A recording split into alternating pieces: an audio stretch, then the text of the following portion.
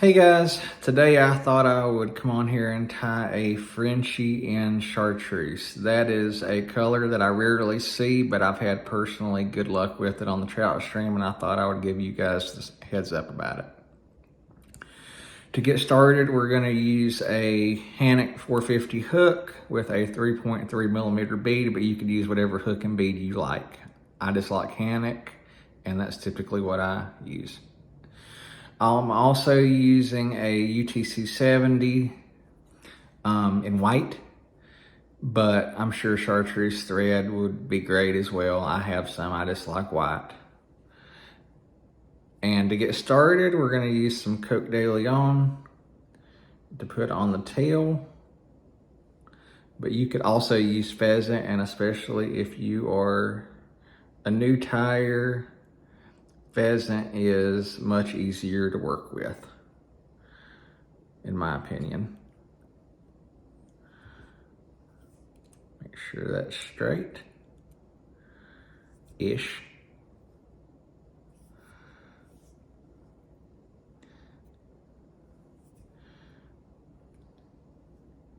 All right, I think that'll work.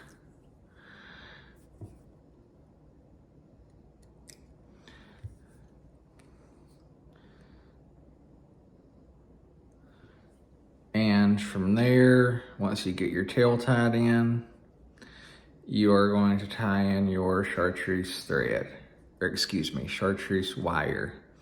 This is a small size, extra small would work as well.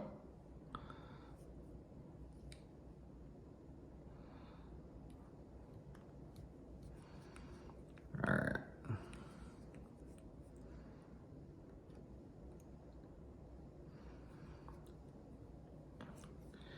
And now I am going to tie in my pheasant tail. I like 3 fibers.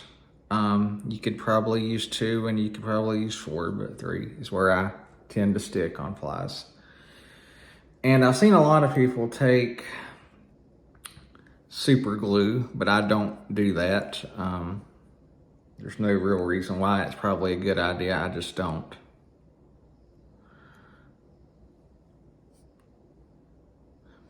Most of my flies end up in the tree, so I don't spend a ton of time on them. All right, we have tied in our materials, and now I'm going to start wrapping the pheasant tail. You can use your rotary vise, and normally I would, but I have the camera in front of me and I don't have the most hand dexterity in the world, so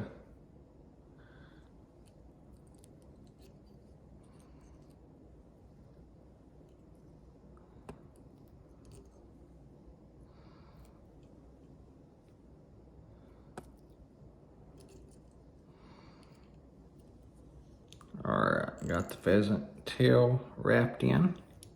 I'm gonna secure that with 2 wraps behind it, 1 wrap in front of it. And now I am going to wrap the Chartreuse thread. I'm going to try to get about 4 or 5 good wraps in it. All right, that's good. We're gonna secure that down. And once again, we're going to put a few wraps behind it and a few wraps in front of it. Snip that off. You can use flush cutters or just rip it off, but I like to use flush cutters. All right, now time to add our dubbing. I'm gonna use Hen's Ice Dub. This is number 3. If anyone is needing any fly tying materials, whether that be hooks, dubbing, whatever it may be, I recommend going to Caster's Fly Shop in Hickory, North Carolina. As well, they do have an internet site, and if you call the owner, Dave Hayes, he will be more than happy to send you whatever you need. Plus, he's just a really cool guy to talk to on the phone, and you will probably not even be able to retain the information that he throws at you. He knows quite a bit. I think I added just a little too much dubbing on that. All right, let's get rid of that.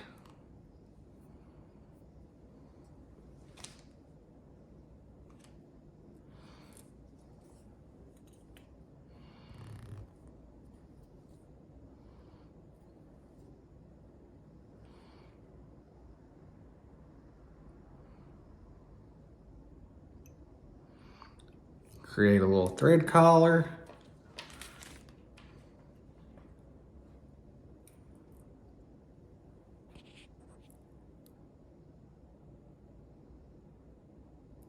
Let's get that to focus. All right, now we are going to do our whip finish, and we're going to try to do a 4-turn whip finish.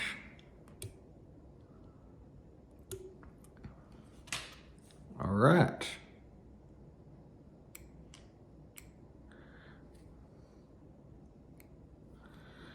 We're done, we're good to go. Let's just trim up some of the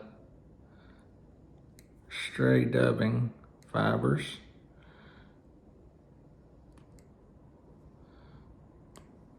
All right, we are good to go, people. That is your Chartreuse Frenchie. Like I said, give it a try. It's a good pattern.